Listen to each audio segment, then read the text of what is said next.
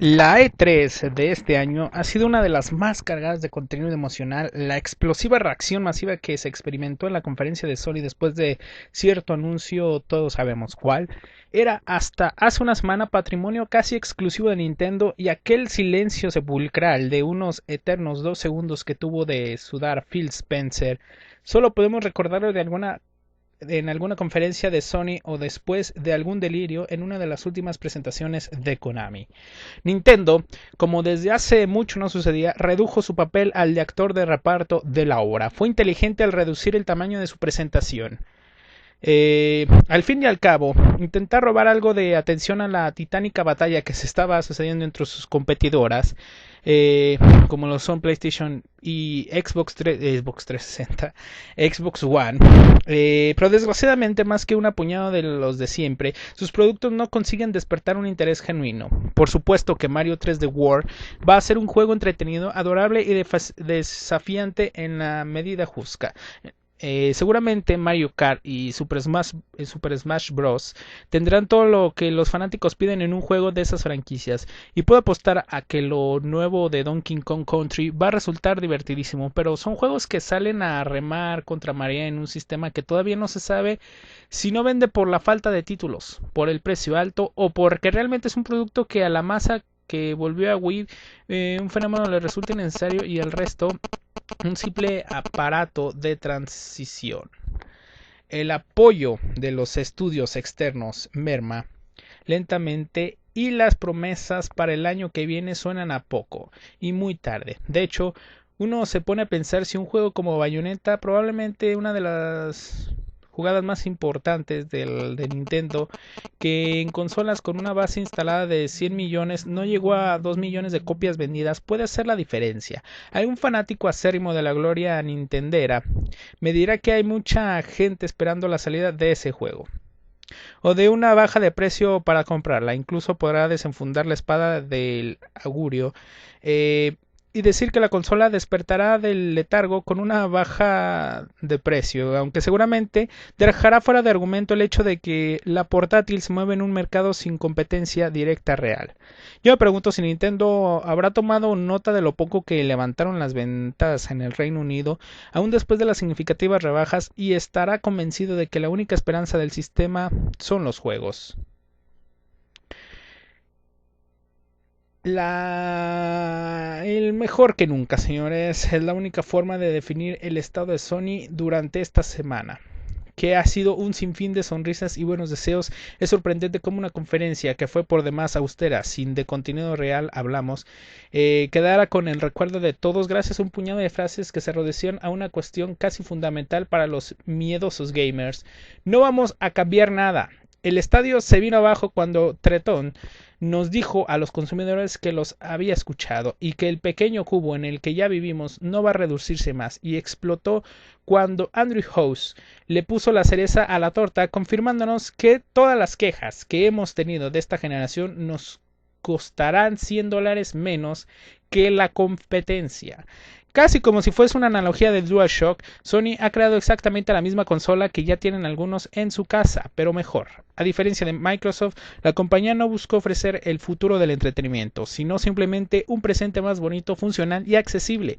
Esa belleza se expresa en una arquitectura que le permitía dejar de ser la cola del trenecito de los multiplataforma, y a la vez le facilita la vida a los estudios internos. La funcionalidad se basa en una interfaz mucho más limpia e intuitiva, y la accesibilidad se compone de 3 aristas fundamentales: la libertad para estudios independientes, recorte de costos operativos y de fabricación, e impulso de la tienda digital. El plan de Sony es tan sencillo que se vuelve irresistible. Al fin y al cabo, el ser humano le teme a lo desconocido por naturaleza, y los controles draconianos que Microsoft salió a defender frente a la tormenta son los más atemorizantes y criticables de los últimos años. Casi temorizables como el cobrar para acceder a partidas, consolas especificadas y que precisan de actualizaciones de sistemas operativos y para sus juegos, o alguno podría decir aquel sistema anticonsumidor e inaccesible que Valve impuso en Half-Life 2, hace que varias vidas eh, pues se vengan abajo, ¿no? Cuando miramos la conferencia de Sony otra vez, aislados de todo el contexto que rodea a ambas compañías y en esa masa crítica que nos empuja para un lado o para el otro, notamos que sigue siendo el viejo Sony, que por un lado se queda con la que funciona, pero por el otro te tira esos juegos extraños a los que le ponen la misma ficha que a un AAA. Producciones originales de gran envergadura, alejadas de los resultados de los Focus Group, y 9 desarrolladores independientes con Octatlot incluido en una conferencia del E3. Sony ganó no por haber querido reinventar la rueda, ganó no tanto por ser Sony, sino más bien por no ser Microsoft, ganó por los juegos, no por los juegos, perdón, que la industria nos viene intentando convencer desde siempre que es lo más importante, sino por lo otro, lo inagible. Dentro de toda la vigorizante de la victoria, hasta nos olvidamos que va a cobrar el multiplayer y que esconde detrás del PlayStation Plus las actualizaciones automáticas como prometió no hacerlo, y que su consola, a diferencia de lo que se preveía, no incluirá la cámara PlayStation Edge, que es lo equivalente al Kinect, ¿no?, de Microsoft, que muchos dirían que no importa, pero yo diré que hay futuro en los comandos de voz y la única forma de no alentar a los desarrolladores es incluir el hardware. También dejamos de lado que Infamous se ve más o menos Killzone sigue sin levantar demasiado. The Order mostró apenas un indescifrable video y PlayStation Vita se consolida como la consola de los ports y el riñón extra de PlayStation 4. Microsoft intentó una conferencia más que interesante, repleta de productos exclusivos de calidad, más allá de los que pudieron resultar atractivos o los géneros a los que pertenecen, en la que foco estuvo puesto en el objetivo del deseo, los juegos. Kojima y Metal Gears, alguna vez patrimonio de la competencia, se subieron al escenario antes de cualquier otro estudio interno o cualquier otra producción pagada. Después fue un torrente de exclusividad tras exclusividad que explotaban las bondades del hardware o de sus principales características: el procesamiento en la nube, la utilización del Kinect y la interacción con la aplicación de móviles Smart Blast. Por un momento, cuando vi la calidad gráfica del juego de Remedy o escuchaba a los muchachos de Turn 10 prometerme que se acababa la inteligencia artificial en los juegos de carreras, todos los cuestionamientos más con la campaña y las políticas empezaban a pesar un poco menos. Era efectivamente los juegos lo que importaba, pero claro. Después me acordaba que Microsoft es quien es porque tienes un público determinado y por cada D4 de Square 65 habría 35 litros de sangre derramada y por cada velo de capibara se disparaba un arma unas 450 veces. Entonces me devolví a la realidad y me di cuenta de que el precio a pagar es muy alto y lo comprobé con Phil Spencer. Dijo que ver televisión de forma igual pero diferente iba a costar $500. Microsoft no perdió la E3, Microsoft perdió el último mes, casi exclusivamente debido a una estrategia de comunicación arcaica y basada en la lealtad a la marca. Nunca nos invitó a ver los beneficios de su servicio sobre las limitaciones que lo caracterizan. No intentó nunca salir de esa burbuja de autobombo y, sobre todas las cosas, nunca respetó al consumidor. ¿Significa esto que está condenado? Honestamente lo veo difícil. Microsoft es una compañía con mucha plata para gastar y la consola abarca la necesidad de una cantidad suficiente de servicios como para disponer de opciones de subsidio. A falta de casi 5 meses para el lanzamiento, no me extraña que Day One Edition sea apenas el primer modelo de otros a precio rebajado y con un plan de internet, televisión por cable o Xbox Live de 1 o 2 años. El costo de la consola fue lo que terminó de bajar la libido de cualquiera que estuviera dispuesto a darle el beneficio de la duda a la compañía, pero nada que el golpe de unos cientos de millones no solucionen. Los requisitos de conexión parecen inamovibles, pero son definitivamente modificables, y lo que a el préstamo de juegos refiere, el mismo Phil Spencer ha dicho que la posibilidad de utilizar un producto con una cuenta familiar en una segunda consola es explorable, y que la compañía no intervendrá para limitar tales prácticas. El punto es que todo lo que se critica a Microsoft hoy lentamente empezará a perder relevancia.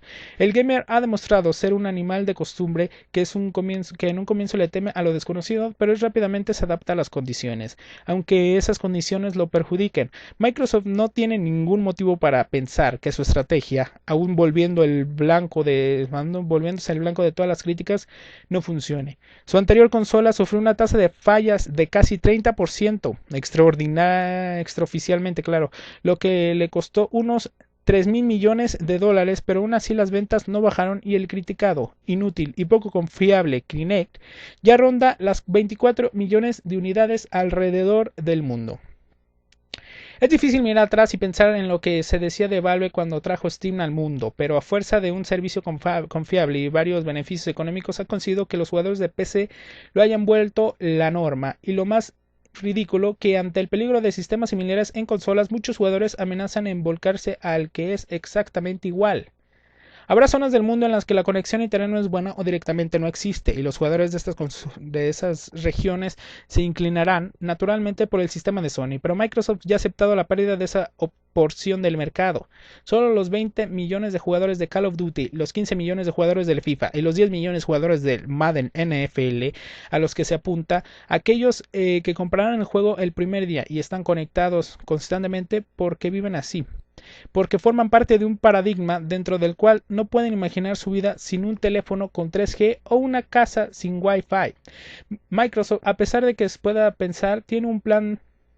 Tendremos que esperar para ver si le funciona, pero así como no hay que confiar en Nintendo cuando dice que está mejor que nunca porque tiene muchos Marios en el horizonte, no hay que confiar en la Internet.